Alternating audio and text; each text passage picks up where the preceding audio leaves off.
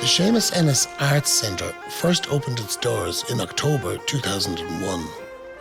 In memory of the great piper Séamus Ennis, the centre aims to commemorate his work in the performance, archiving and promotion of Irish music.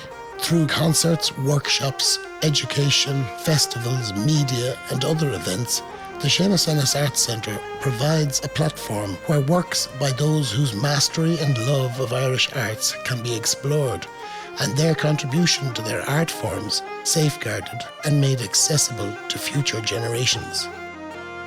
Pat Mitchell began learning the pipes from Leo Rosum at the tender age of 21.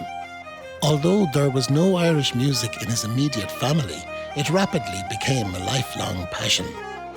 He recorded his eponymous LP in 1976, and he wrote 2 books, The Dance Music of Willie Clancy and with Jackie Small, The Piping of Patsy Touhey. An admirer of Séamus Ennis's playing for many years, Pat met him often in the late 1960s and throughout the 1970s. These occasions gave Pat the opportunity to study Séamus's technique at first hand, leading eventually to the 2007 publication of The Dance Music of Séamus Ennis. Throughout his life, Pat has contributed articles to An Pibra, Dalgash and the Sean Reid Society Journal. The Séamus Ennis Arts Centre is delighted to have Pat Mitchell partake in this lecture series. We've all heard these sentiments, we'll never see his likes again. I do think he deserved the title. He's a good-looking lad in his young days, wasn't he? But what was it that actually shaped him in the first instance? His total environment, obviously, the same as it does all of us. His family, the location, the schools he attended, and the social and music scene that happened in the house that, if you like, prepared him for the work he was to do later on. But obviously none of that would be any good if he didn't have some talents himself. If you don't have that obsession that makes you bring the talent out, work on it, if you're not prepared to sit down and practice. He said in his later years, he said, I don't have to practice much these days, not like spending hours and hours and days like I did in my young days. He had a whole range of talents. For some of us, the most important one, he was piper. He played the flute, whistle, fiddle.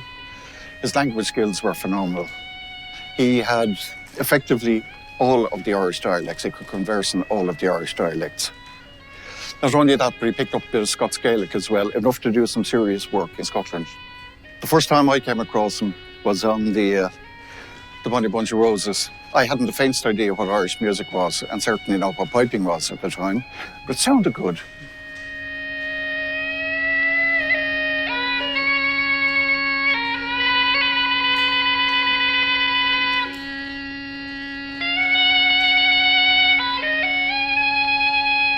He got a nice haunting sound out of it. We saw him working on the tune there, trying to do things with it. The basic idea of tradition is that you hear it around you when you're growing up and you get a bit of instruction on the instrument, you play away, you play what you heard. But he actually worked hard in his music.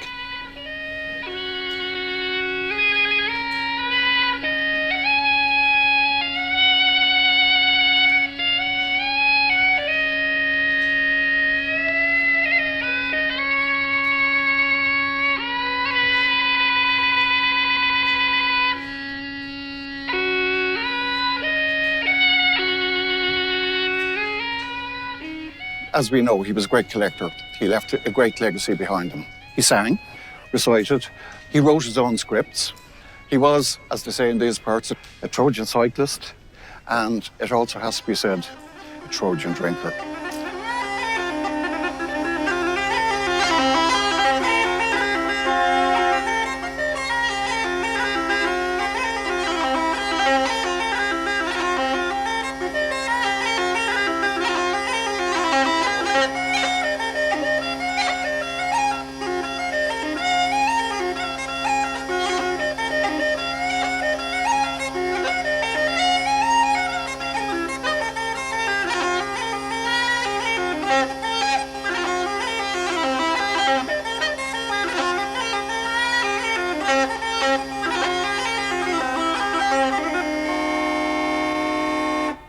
Okay, there are a few players in this story, all called James. You've got the granddaddy, who was a farmer out in Knoll. You've got the daddy, whom I heard referred to only as Jimmy. He was a civil servant in the Department of Agriculture. You could say that Séamus and his siblings were actually products of the Gaelic revival at the end of the 1800s, because both of the parents were members of the Gaelic League and they met at a Gaelic League event. They got married in 1916. Séamus was asked on a television interview one time, I think it was Machanesa, talking to Machanesa, did your father, he was, Gaelic League, did he get involved in the Rising? And Ennis drew back and he said, he did not. My father was a British civil servant. His mother, in speech and records and that, she doesn't get much for luck in, but Séamus did say that he learned his first song from the mother. And why don't we have a listen to it? My father and mother were Irish, and I am Irish too. I bought a wee fiddle for 9p, and it was Irish too. I'm up in the morning early before the break of day, and to the linnets piping, it's many's the tune I play. Not only did Séamus have music in his environment, there was one very important visitor came along, as it turns out later, and that was Colm O'Loughlin. But some of the other visitors he had were Pat Ward. He was a great reed maker, played double chanter from a little area called the Black Bull outside Drogheda. But he actually was killed in a road accident in 1928. Séamus would have been, 9 years old or something. And but he still remembered him. A single jig that Pat Ward played, and my father learned it from Pat Ward, and Pat Ward had no name on it, and for identification purposes, my father called it Pat Ward's jig, and it goes like this. Now remember, a single jig is a 12/8 measure, as opposed to a 6/8 measure, which is called a double jig.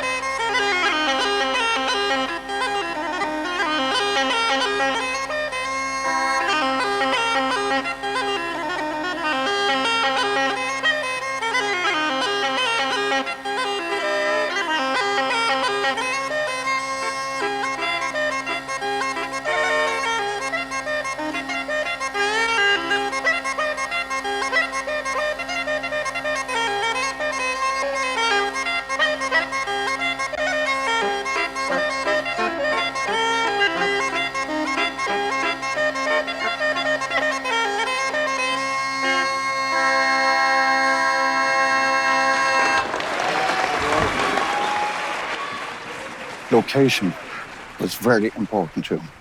Jamestown. He kept on and on about it. He described it. He said they had a big garden there. There was an orchard in it, and they kept hens, and they had bees as well. This map was updated in 1938, so Ennis, in fact, would still have been living around the area at the time. So if you come out the main road into Finglas village, bear right, and come up along here, this is Jamestown Road. You can see the dots are the edge of the townland. There's only a few houses here, And you come up along here, and this is where they actually lived. It was quite an extensive house. This is Finglas in North County Dublin. It was a small country village when I was a boy, but now it is part of Dublin and has spread itself along the country byroad as far as Jamestown, my birthplace. Doin do dailo nach nyanto gugus blabui. Doin do dailo ta faserat mahi gus doin do dailam. Nettles and yellow weed are growing where I was born and reared.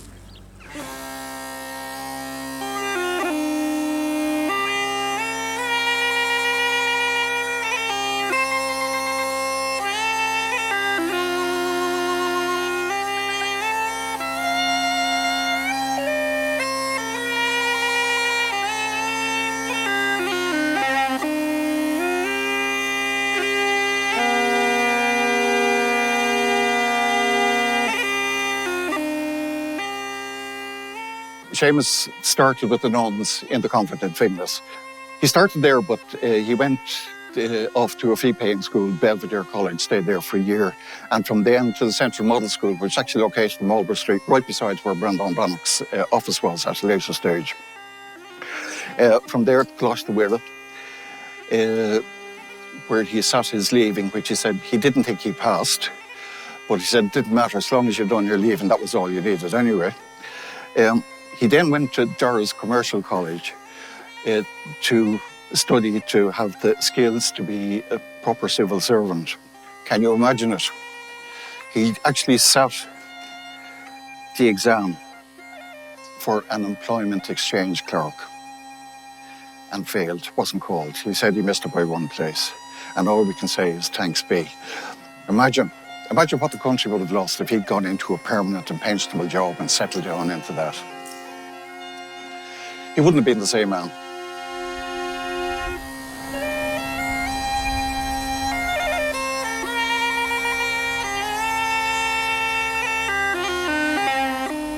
The other place he was mad about was Knoll, where his grandfather had the farm. There were 6 of us in family, 3 boys and 3 girls. And a thing that surprises me very much is that none of the others took up music seriously. I call this photograph music in the room. These were our 2 drawing room windows, which heard many thousands of hours of music. Well, there used to be more music there. All the time.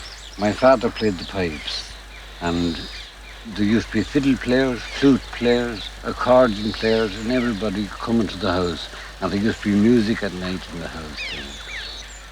And that place over there has heard more good music than any place that I know of, all throughout Ireland, England, Scotland, and Wales, and other parts of the world. Séamus began playing at the age of 13. I think he actually picked up the set of the pipes while one of the visitors was in. The father and this visitor went down socialising, probably in the duck or the dray game. And while they were out, Séamus picked up the pipes and put them on.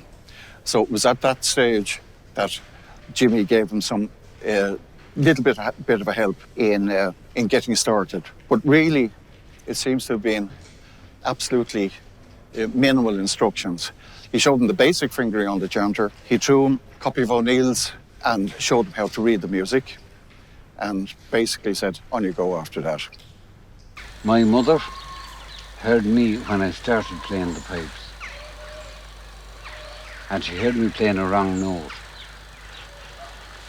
And she told my father there was something wrong about that note. And my father then came and showed me how to play that note properly. And then when he saw that I was interested in playing the pipes, he sat down and he showed me exactly how to play the scale on the pipes and wrote it down on music paper for me. each note I was playing. And that's how I learned how to read music and how to play the pipes. But about 10 years before that, my father had cut me a pair of sticks as make-believe pipes. And they tell me that I used to be humming away merrily, imitating my father's piping, which I am told was second to none in his time. I inherited my piping and my pipes from my father, who used to play for me in my cradle, and my mother played a little on the fiddle.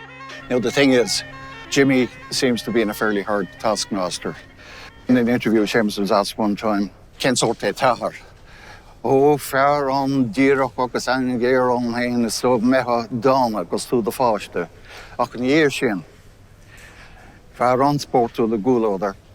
Agus fi me hain say hain anwarli kele. Ola, rum shock me in a day wish." A man very straight and very sharp. I mean, the sense is very severe.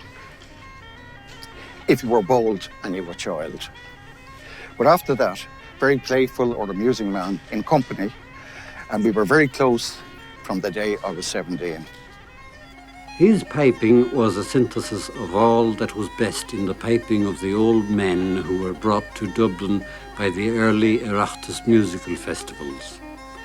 And he got his finishing tuition from the master piper Nicholas Markey, a County Meath man.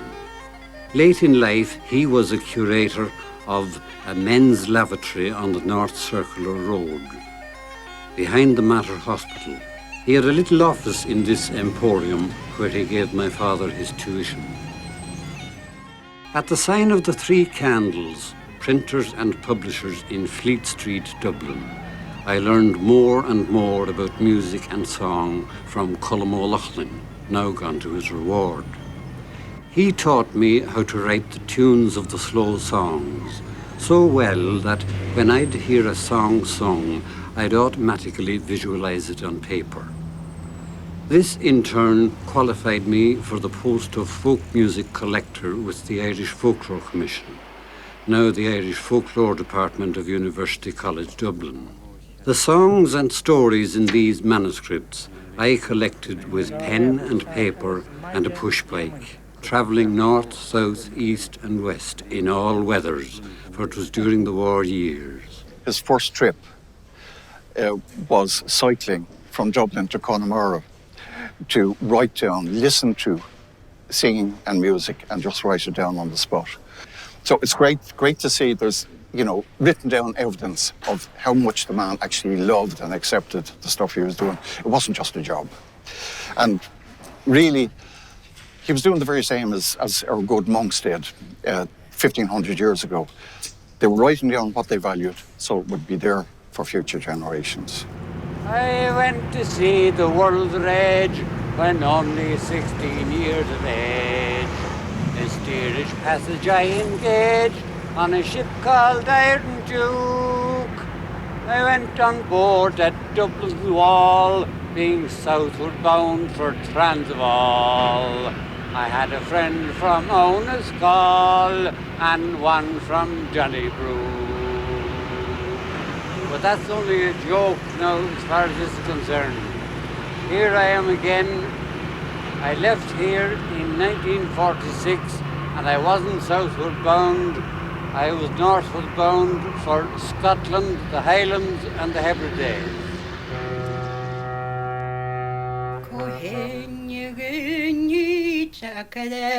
Séamus was seconded to Scotland to work with folklorist Callum MacLean to record song and music of the Scottish tradition. In his memoirs, Callum talks about their collaboration. In springtime, my colleague Séamus Ennis, the folk music collector of our commission, and I toured the island, making gramophone recordings of speech and singing. Callum was actually employed by the Irish Folklore Commission, and they also funded him to go back to Scotland and collect music and lore in the Western Isles.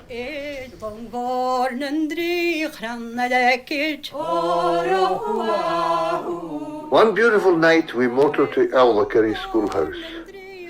That night we recorded the singing of Mrs. Buchanan, a daughter of the noted folk singer, the late Ruairi N. Vaughan. I can still see her standing in dim lamplight before the microphone and hear her singing the fairy song. That melody haunts me still.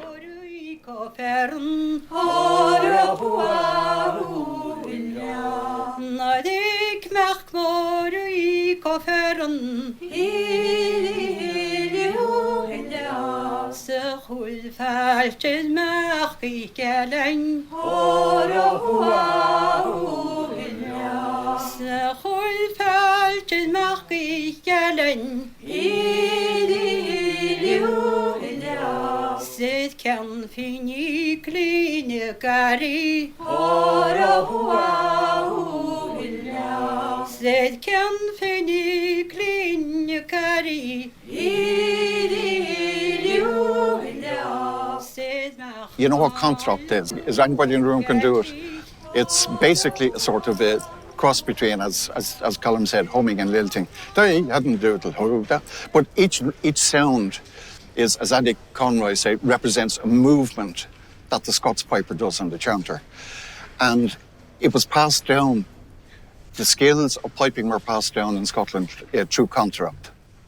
The way they taught it, they did it with vocables, which is called counterart.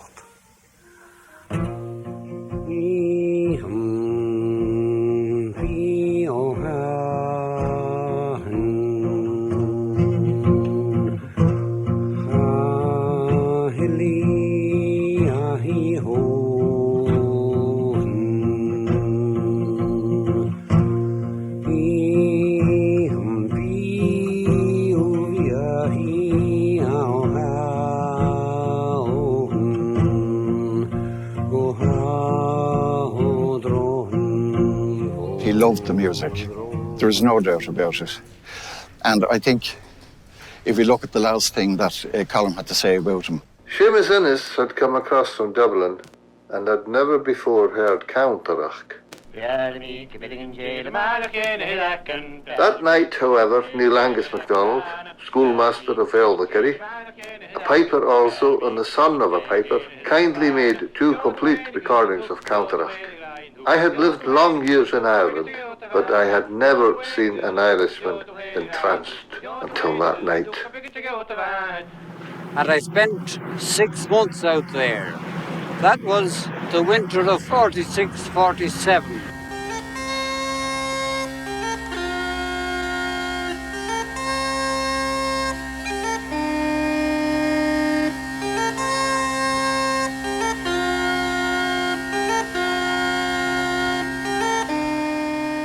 When I was out on the island of Barra in the winter of 1946, Miss Annie Johnston, who was a school teacher in Castle Bay, sang me this song. She told me it was the song the old people had taken from a dying swan. As you know, the swan never sings, only when it's dying. And this is the song the swan has when it's dying.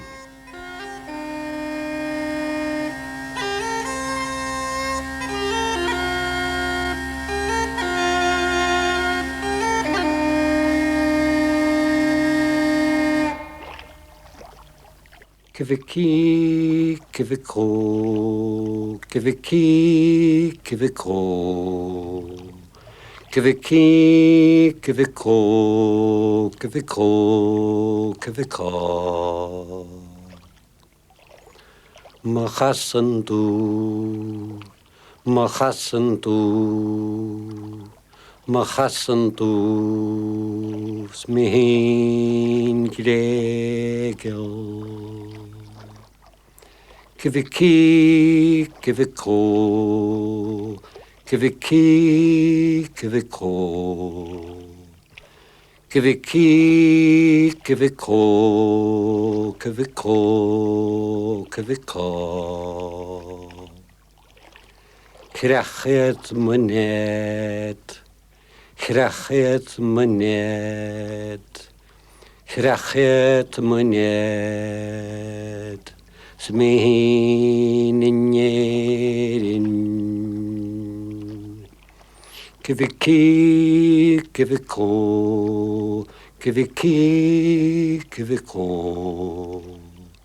Kiviki, kiviko, kiviko, kiviko.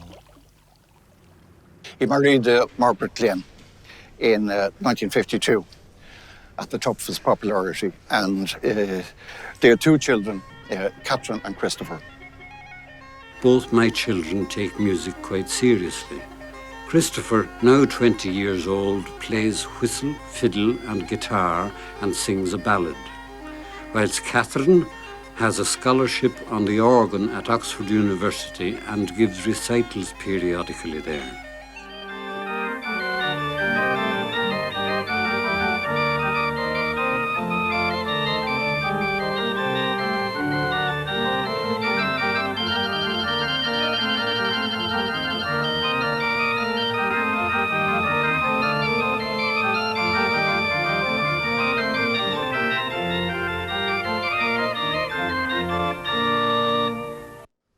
Séamus came back to Ireland. There was a priest who fell in love with his music and had one of these massive tape recorders and trailed him around trying to record him any time he could. And he got some absolutely wonderful stuff. Séamus was in good form. It's the fox chase, and it describes the different parts of the chase. The jogging to the meeting, the gathering together, the hounds, the sighting of the fox, the blowing of the horns. He takes a very musical approach to imitating the different sounds.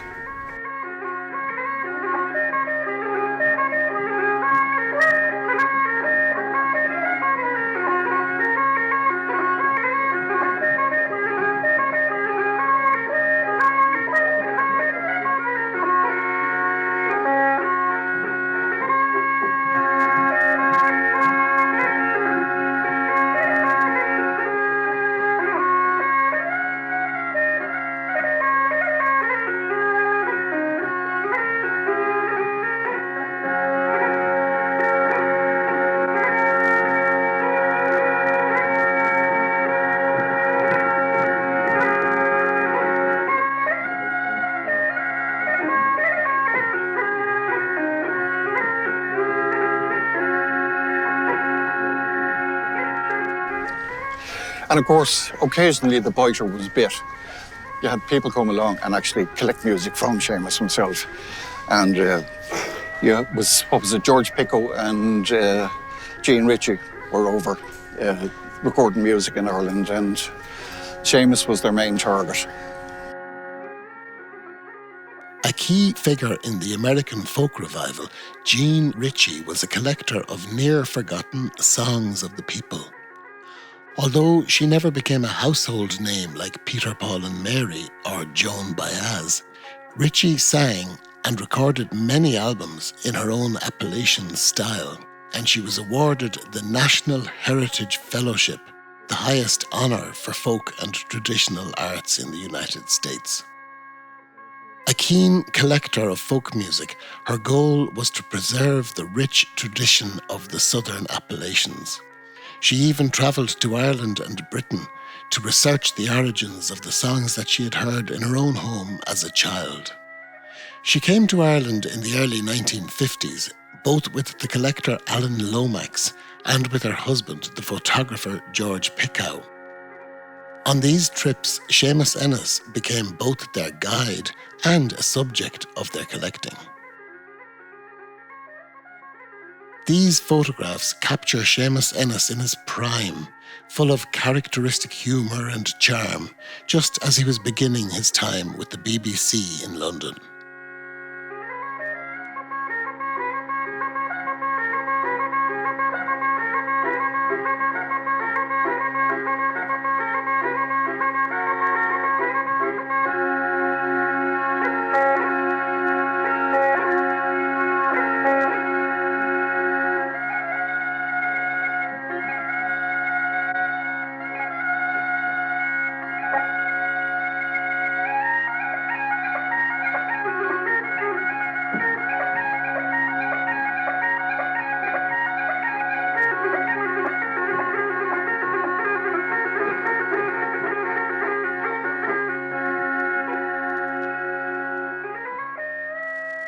unlike pipers of the past, he was totally generous.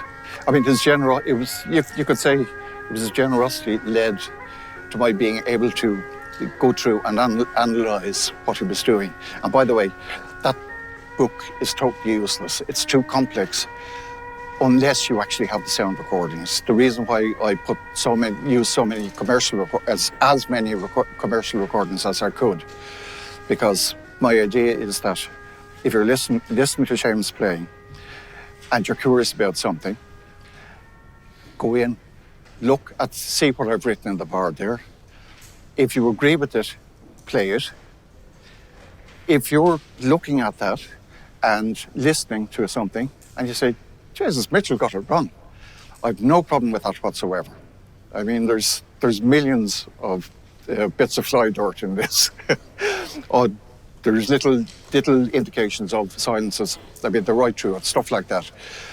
But if the comparison between the sound, what you're hearing and what you're saying, if that actually gives you the right answer, good. Then I'm totally happy with that.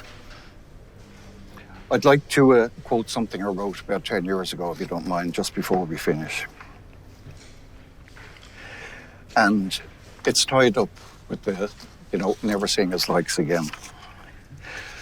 It's been said that the only true immortality is the memory that lives on in the minds of those who come after us.